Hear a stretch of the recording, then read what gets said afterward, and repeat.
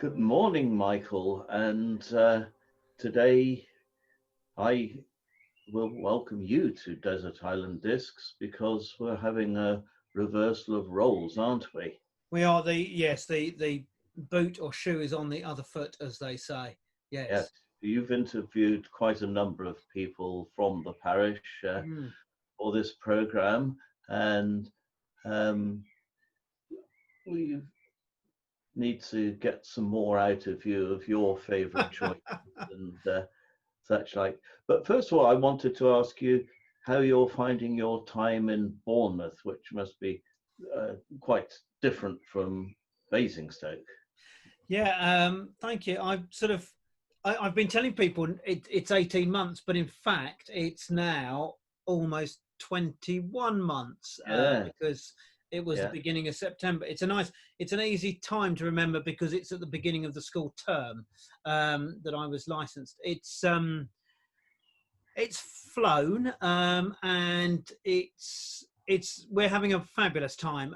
It's a joy coming from. It was a joy coming from a parish where I didn't actually physically have a church building to have three wonderful and very different church buildings. yeah. To have lots of tradition sort of behind us. A wonderful sort of our wonderful sacramental tradition and choral tradition as well. So to have a choir is brilliant. And we're just feeling very, very settled.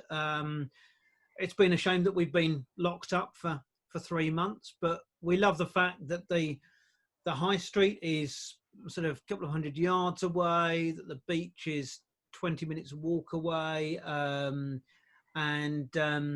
just I think sort of from a family perspective, really, really enjoying here and Right. very much feeling at home and loving ministry here and sort of feeling very privileged to be here. I think we all feel very privileged to have you. So Thank you let's very have much. some music. Mm. And your first choice is from Depeche Mode. Yeah, I've sort of because as I said to you, I did sort of. It wasn't that I interviewed. Well, I did interview myself for the first Desert Island Discs, and I think most of that was pop music. What I've sort of done now, because my music taste is broad and varied, I thought, well, how can I sort of put a different spin on this? And most of these selections are firsts for me. All So right. Depeche Mode and See You was my first ever single that I bought back in the 80s. Depeche Mode were a local band, or relatively local to me. Local where? Essex. So Depeche Mode, I think, were a Basildon band, and I really enjoyed their music. I still enjoy their music, in fact, and I've seen them live at least once, and I would like to see them live again. So yeah, so it's yeah, Depeche Mode and See You is my first. Excellent. Very good.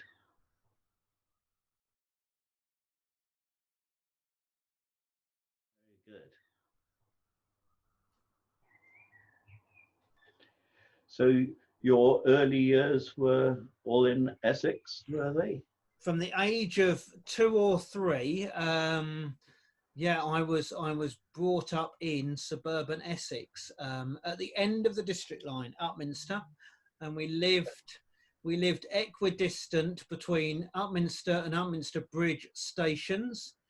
Um, so if I wanted sort of to go anywhere by train into London, and when I first sort of started work, I would very lazily walk down the hill to get the train from Upminster Bridge, and on the way home, I would sit on the train for an extra stop to Upminster and then walk down the hill from Upminster. Oh, very clever. Yes. Yeah. Yeah, and school, school. School, school was a cycle away, and cycled however long it was. I mean, I sort of want to say it's probably about a mile and a half away, um, and I would strap my French horn to the to the rack of my bike and cycle to school. That was a good balancing act then. It was, yes, probably highly dangerous. The days of not wearing helmets and things like this, but Yes. yeah, I would I cycle didn't know to you school. played the French horn. Yes, and of course I was, because not many other people played the French horn. I was in sort of everything, but I didn't play the French horn very well, and I definitely didn't particularly enjoy practicing.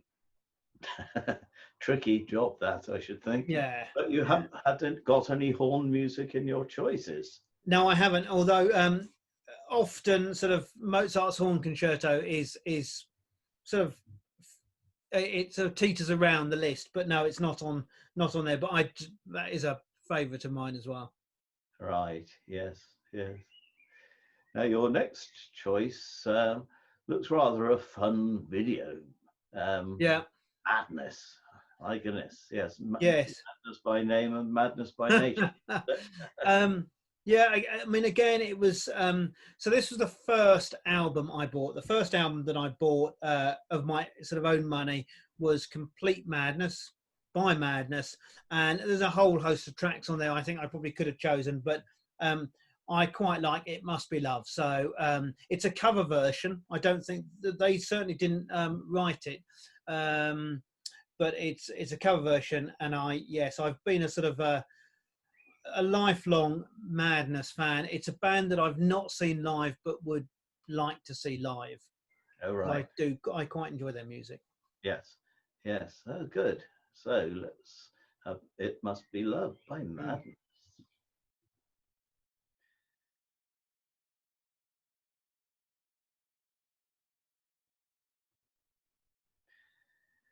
So after school, were you a university chap or? No, I left school. I sort of started. I had a sort of flirt with the sixth form at my school, and decided it wasn't for me. I'd had a sort of a fairly rough time at school, and I saw a job for an office junior at a fairly local insurance broking firm that had links with the school.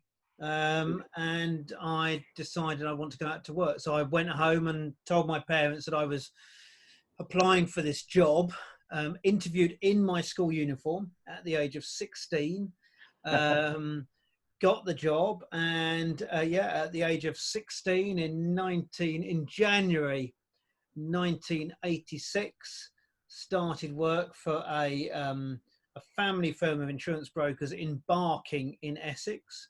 So moving a little further into London, and I was there for 3.5 years before I went off and sort of spent my time volunteering as a volunteer on the Taizé community. Right, that was your first taste of Taizé, was it? I'd gone, so in the summer of '86, I'd been persuaded by my parents that sort of, it's the classic, this will do you good. As our sort of our youth officer was trying to persuade people to go, so this will do you good, and I paid for it. So I can remember them sort of almost standing over me as I wrote the check. And so in the summer of, I think it was '86, I'm sure it was '86. I went to Taizé for the first time.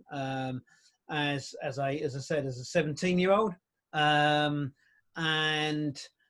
that winter, Taizé were having their European meeting in London, and being the rather sort of naive, enthusiastic 17-year-old, whilst in Taizé, when they were talking about, sort of parishes hosting young people, I said, oh, well, we could host some young people. We'll have 150.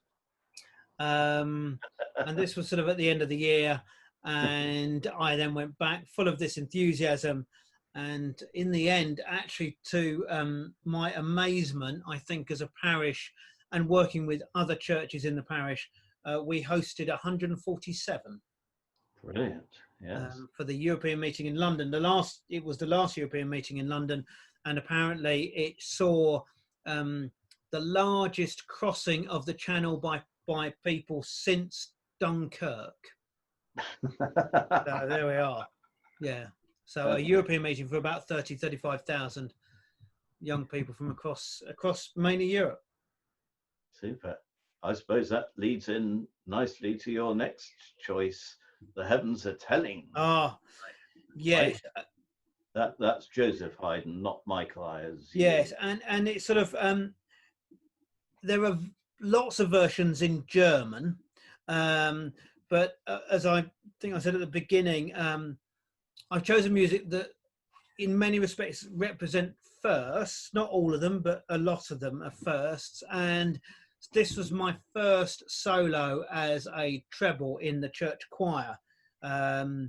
And I love this because I think there are 3 solo parts: a treble, a tenor, and a bass, if my memory serves me correctly.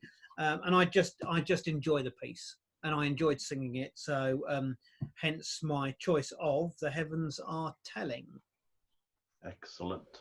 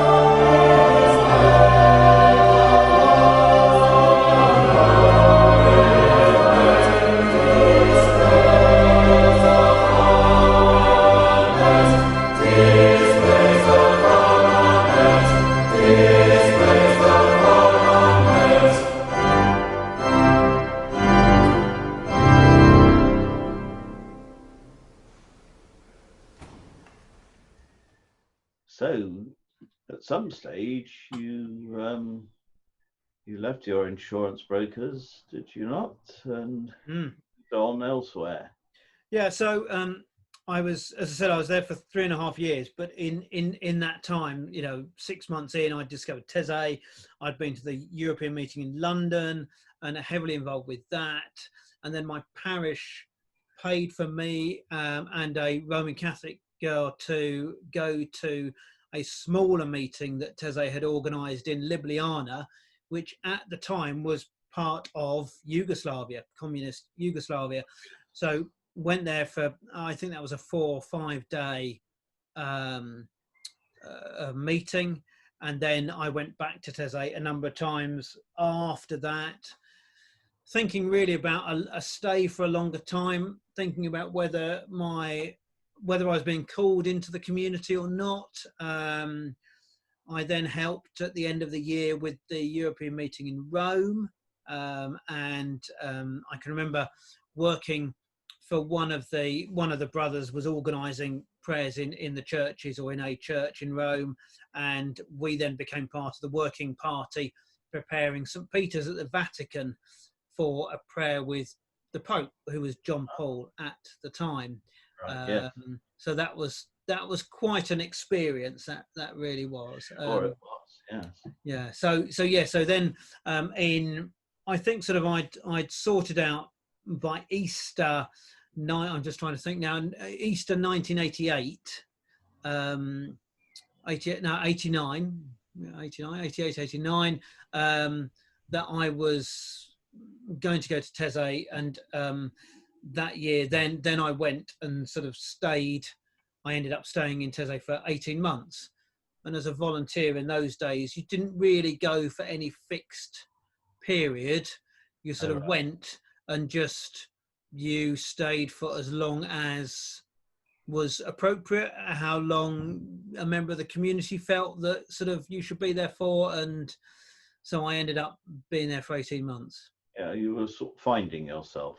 Yeah, pretty much. Yeah, and they, it's interesting. There's just released this, I think, the last couple of weeks, a video from Taizé about what it is to be a sort of a long-term volunteer in the community, and in fact, they say there they interviewed 3 young people, and they're saying, the community places a huge amount of trust in their long-term volunteers to effectively run the site, and that's what we did. And so for some time I was in charge of the working group, and then I spent, I think, my last 8 months as effectively sacristan in the church, so preparing worship and services. Right. So nothing to do with Taizé or no, not really. Your next choice. Yeah. Spaceman Came Traveling. Yes, I mean this is one. Yeah, whether one admits to enjoying the music of Chris de Burgh, I'm not quite sure. But A Spaceman Came Traveling, and I just remember singing this as a chorister, and James and I were talking earlier about sort of the adaptability and the talent that Daryl has as an organist, and as a musician, and my choir master at the time was just a talented musician and composer, and he would adapt and arrange pieces of music. And I just remember singing a couple of Christmases an arrangement he had made of A Spaceman Came Traveling. So it was I thought, yes, that would be. Yeah, there are some good Spaceman songs, aren't there? There are.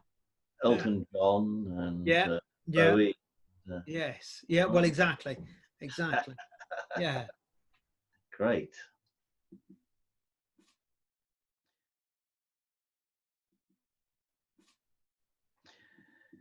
So after you left Taizé, sort of full time there, what happened next?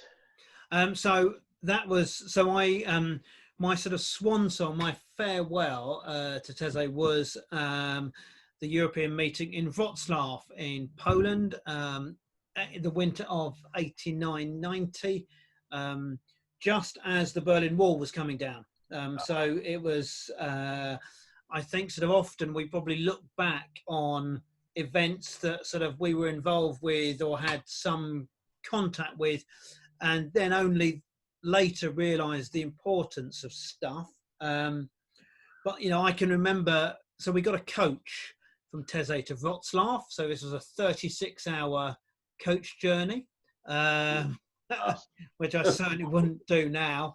And as we were heading east, I remember seeing lots of Trabants heading west because, of course, the German border had been opened, and but you know, Poland was still sort of in the grips very much, or just coming out of communism. So it was what you would imagine a communist city to be like, very grey, empty shelves, queues and things like that. So that was a real eye-opener.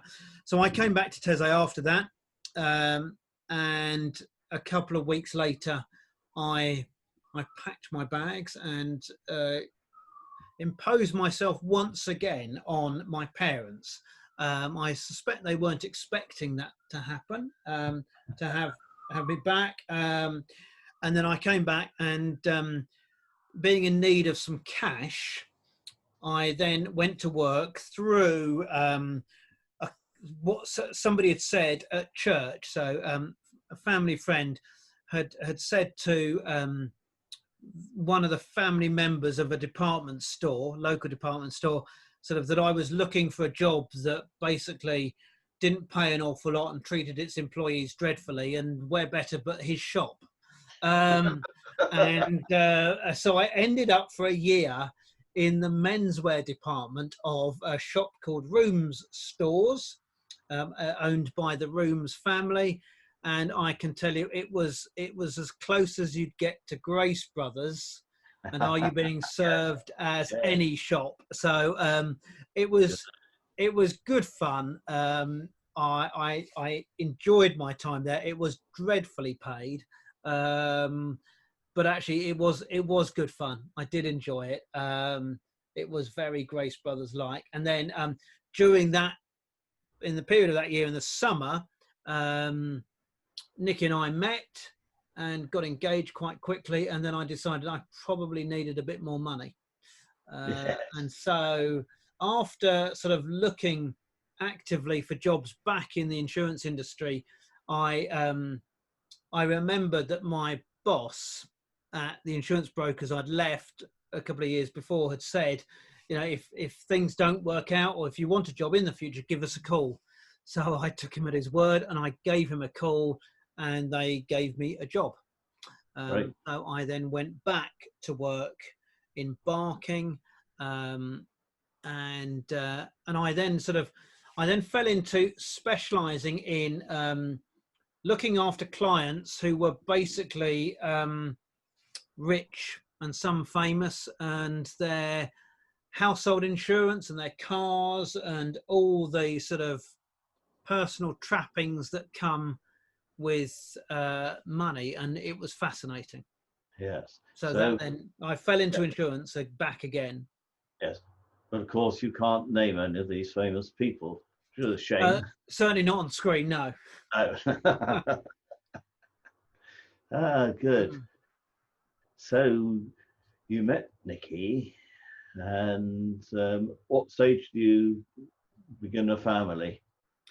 So she had a flat. She just started teaching, had just bought a flat in Fleet. I said I was still in Upminster at the end of the district line. We were engaged, and we had a fairly long engagement. So we got married in August 1992. We were engaged in 1990. So I spent sort of weekends. We would alternate weekends, her coming to me going to her, and then, as I said, married in 92. And then for a time I commuted from Fleet in Hampshire to Barking, which was sort of it was at best it was an hour and a half, and at worst it was sort of 2 hours plus. Yeah, tricky. Yeah. So we did that. Of course, I didn't have a property, so Nikki has often said she had the flat and the car, and I had a collection of CDs. So I had about 750 CDs and a hi-fi, and that was about those were my material possessions at the time. Yes, indeed. So in fact, maybe in terms of our next one, we should have my choice number 6, because this is probably an appropriate one to bring in now. Shall I? Absolutely, yes. So this is The Four Seasons by Nigel Kennedy, who I suspect in the early 90s, late 80s, early 90s, was sort of at his peak, and was particularly known for his version of The Four Seasons. Yes, indeed. And Nikki and my sort of first date was a concert to Nigel Kennedy at the Royal Festival Hall, for which I had tickets to, and she had tickets to Erasure, again an 80s 90s pop group at the Milton Keynes Bowl. So yes, I had the culture and she had the pop. So my 6th choice is Nigel Kennedy playing The Four Seasons. Lovely.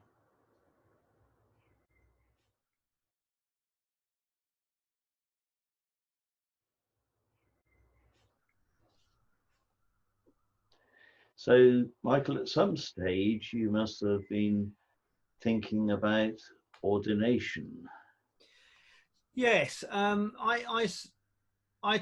come back from TESA, as I said, and Nikki and I got married, and sort of before then had inklings of a vocation, of a call to priesthood ministry, and had started the process, but had started the process rather than starting it in Essex, had been referred to the director of ordinance in the Guildford diocese, and had started seeing him and having conversations with him, which culminated in 1993, going to what was then, I think by that stage it was called an ABBAM, an advisory board for ministry, and going with the understanding that because I didn't have a university education, that I would be asked to do some sort of study. And at the time, the Church of England had a scheme called the Aston Training Scheme. Oh, yes. That I had this conditional recommendation that I needed to do the Aston Training Scheme, which was fine and expected. But unfortunately, as I think sometimes is the case with church, the institution sort of ate me, and probably ate Nikki and me up, and sort of spat us out at the end of 2 years. And at that point, my sort of vocation hit the buffers, and we had a bad experience sort of pastorally with the Diocese of Guildford. This sort of thing happens all too often, doesn't it? Exactly, yes. So so we then, so I look back, I didn't lose faith. I was probably a little angry and upset with the church, the institution, and we just carried on. We carried on going to church. Christopher, our firstborn, was born in '95, so that was a bit of a distraction. I was doing well. I was doing well in my job. So in 1999, also, I actually moved jobs and started working in the West End, in a fabulous location. And I'd started working for a small insurance, a little sort of joint venture between 2 very large insurance companies, but this was a small outfit of 20 or so of us, with an office next to St James's Palace. So I actually, yes, I'm just trying to think. I think it was actually in '96. So in '96 I then got a new job, and was there for a few years. So sort of things were going okay. at home, and as I said, sort of I just sort of kept plodding on with church life, and the career sort of took off, and more children came along, As they do. as they do, and we sort of just got on with our lives. Mm. So, time for some more music. Mm. Moving on, more recently, Yes. Your new number 6.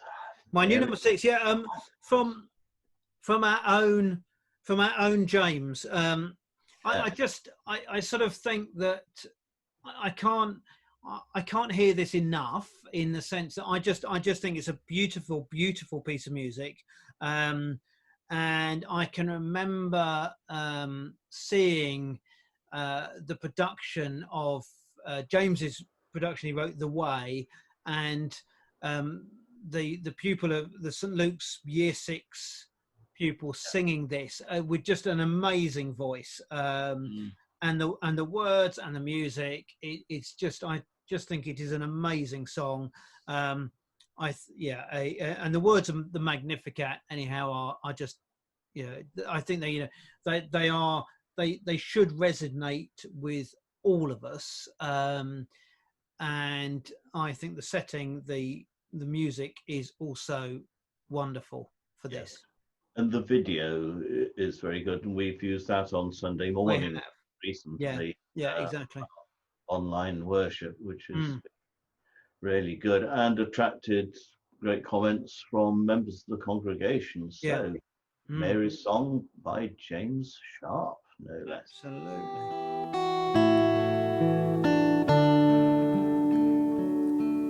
My soul magnifies the Lord. My heart takes joy in God, my Savior. He that is mighty has done great things, and holy is his name. From now on, he has called me blessed. He has favored even me. He that is mighty has done great things, and holy is his name. Mercy is shown to all the nations. His strength caused the mighty from their thrones. He lifts up the heads of the lowly, and holy is his name. He has fed those of us who hunger. The rich sent empty on their way. He that is mighty has done great things, and holy is his name. Holy is his name. Holy is his name.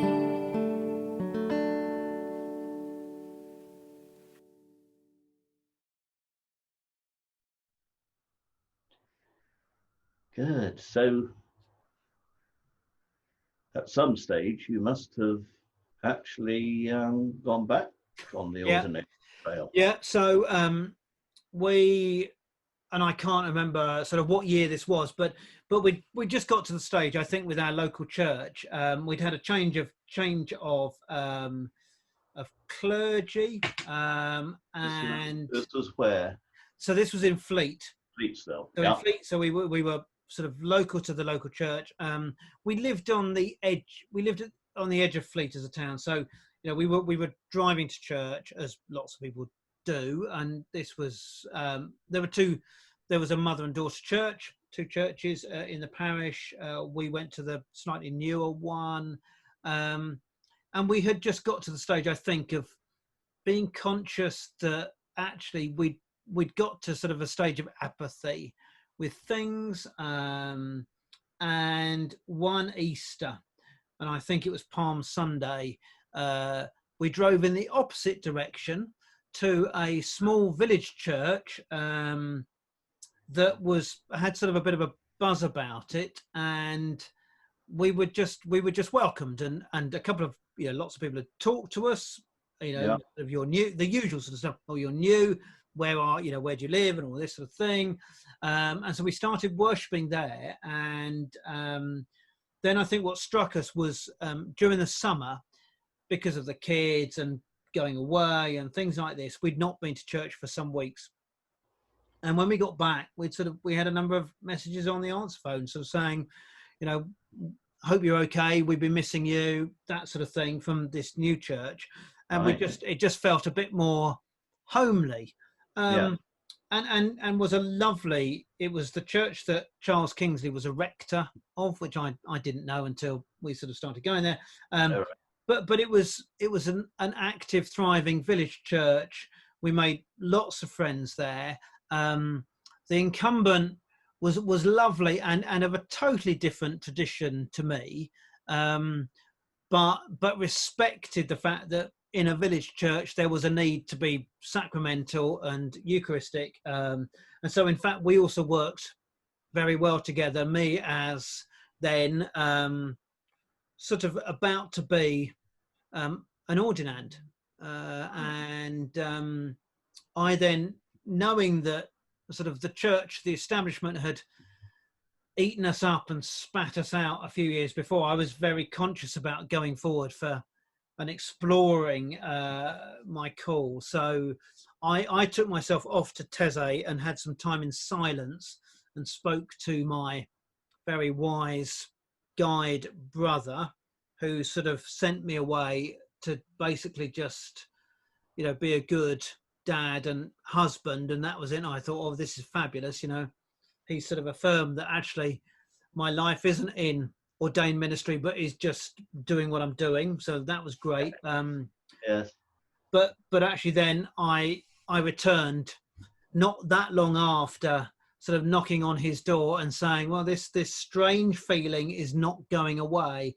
And I mean, for those of us in ordained ministry, I think, we know how tough sort of what's known as the discernment process, but in plain English, the selection process is.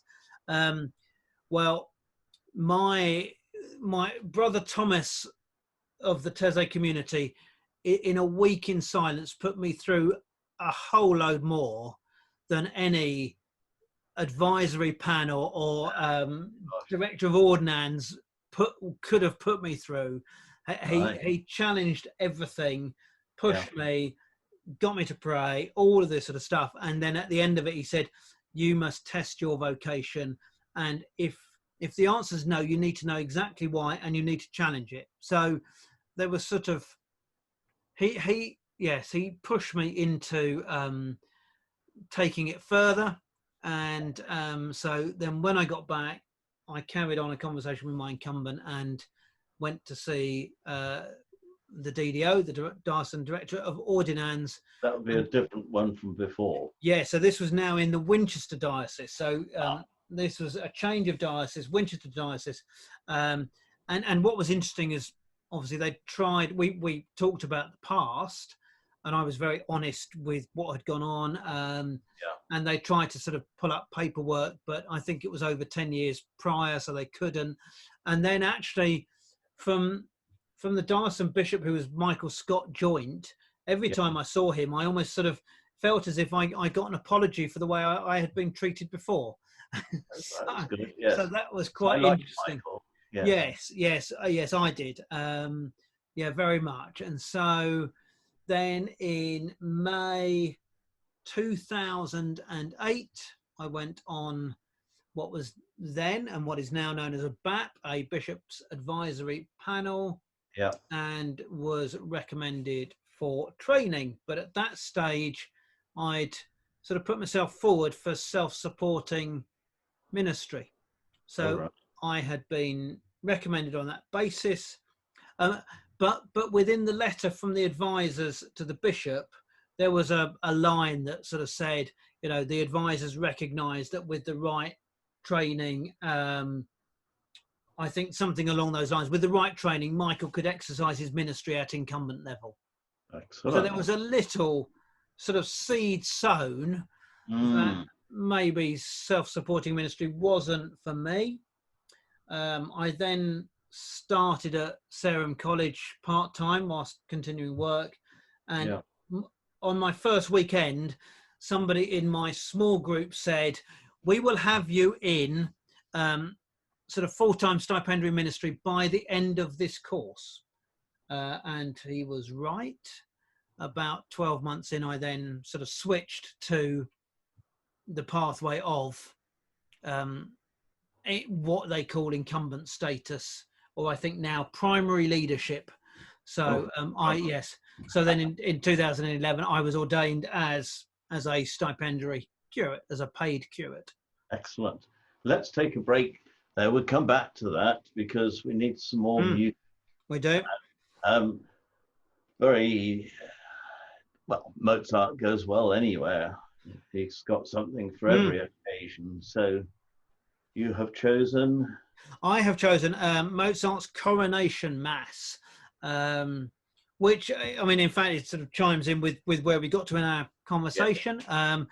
This was the setting for the communion service at which I was ordained deacon, and the same, and James and I were ordained together. So it was a setting at the service at Winchester Cathedral where we were both ordained, and the YouTube link is to the Gloria, and it's an amazing and beautiful setting, and I've got it on vinyl and occasionally dust it off and listen to it.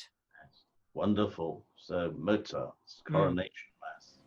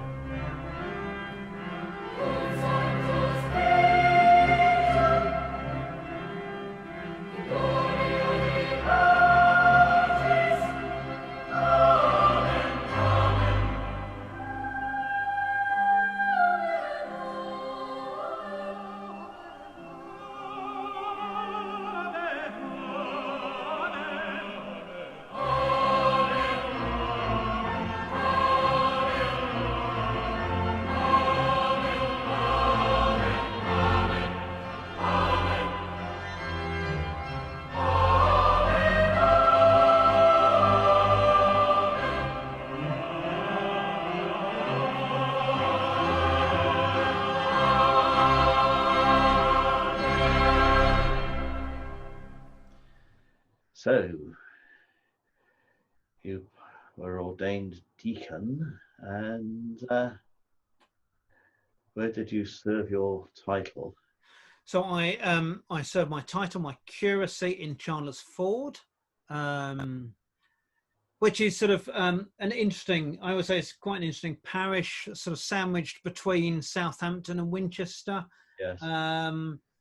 It was a parish of 2 churches and of about 24,000 people. And at the time, I joined a team of clergy that consisted of the incumbent, an associate, self-supporting minister, and me. So I joined a team of 3 others, and that was a good time. So I was licensed, as people were in those times, to serve my curacy up to 4 years, although being released after 3.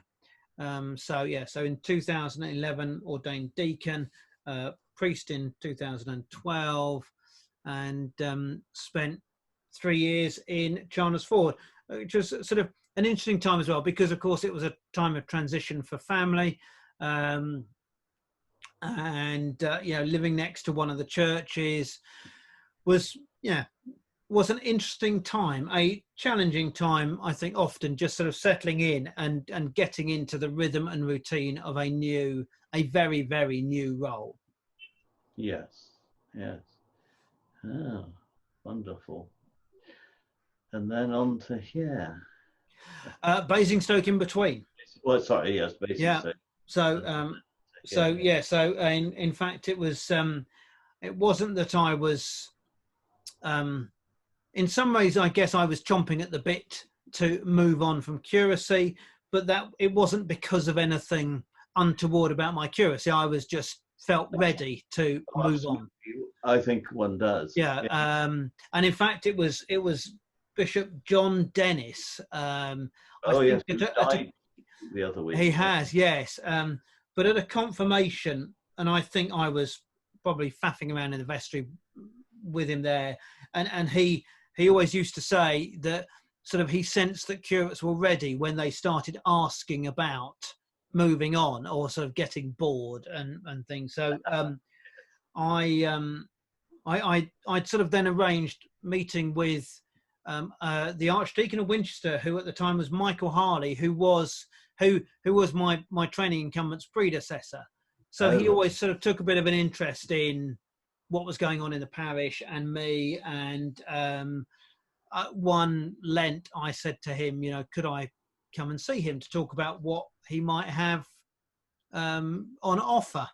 Yeah. And he showed me the parish profile of this church, this parish, and I took one look at it and said, so the church shares the site of the school, the church school.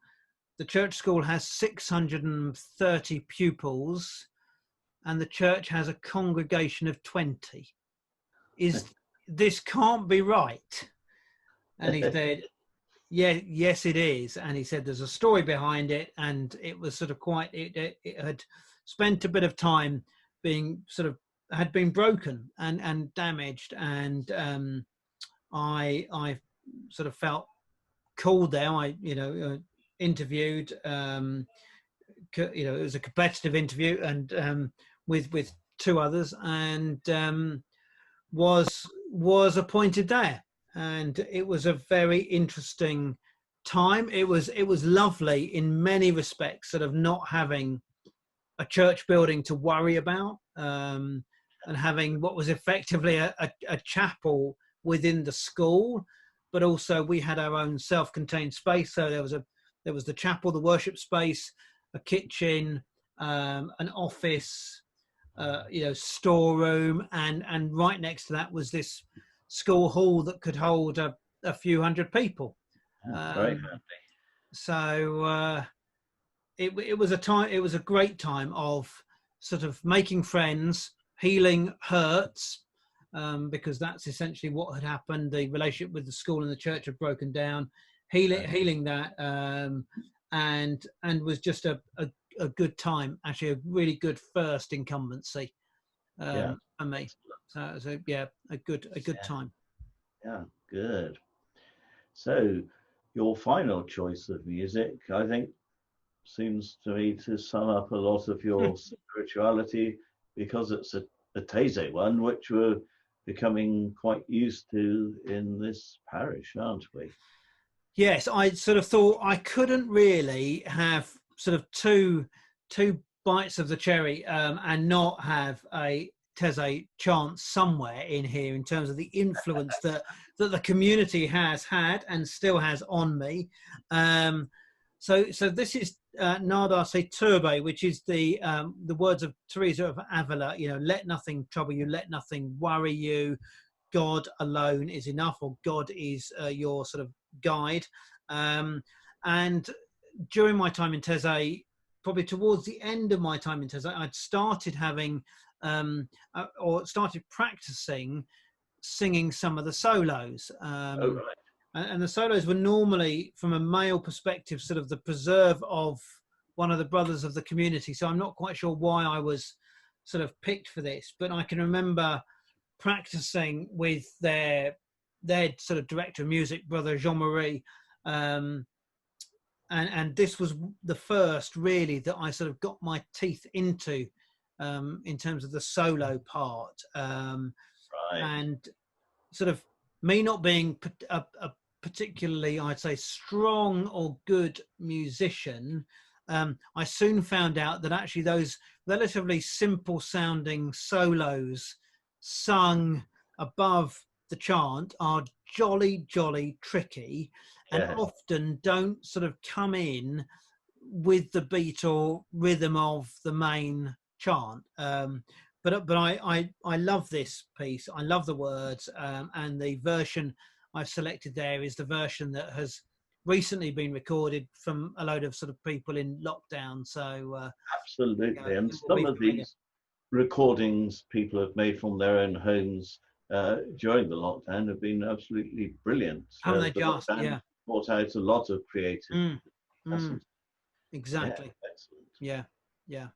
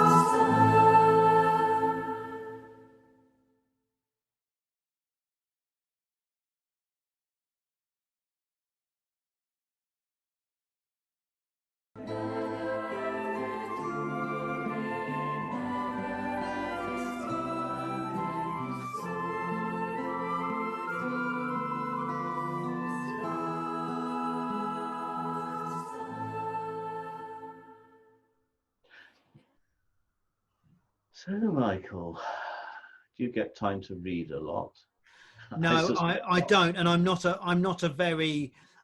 an avid reader. I love books, you know, I really do love books, but I have more books than I have actually read. I know the feeling. Yeah, Yeah. so I do enjoy books, and I mean, and the books I've chosen because I just thought actually sort of what in the past have I really enjoyed, and I do enjoy memoirs and biographies, and Right.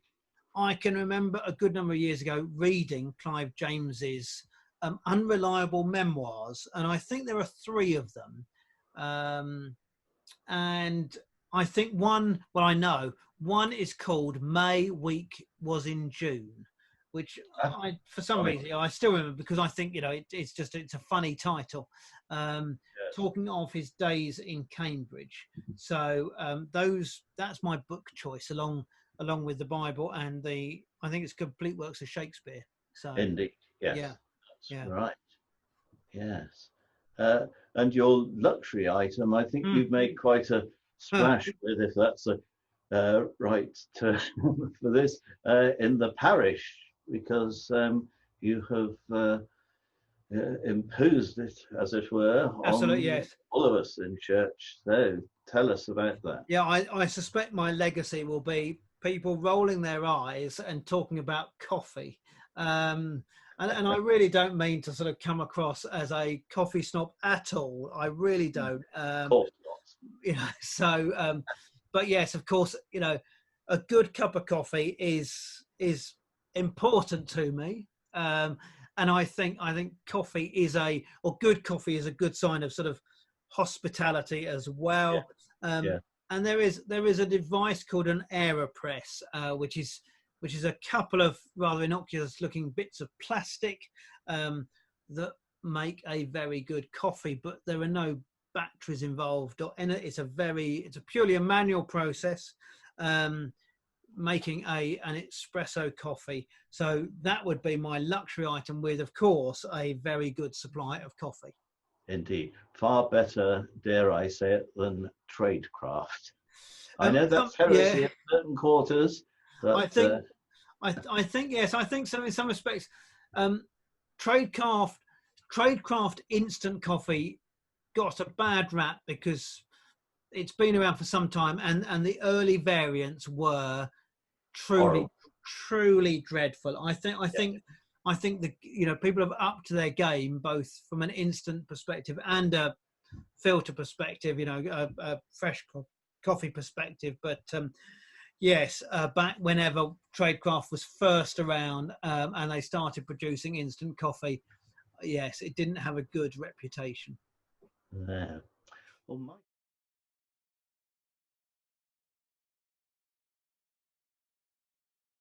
Well, Michael, thank you so much for sharing all of that with us.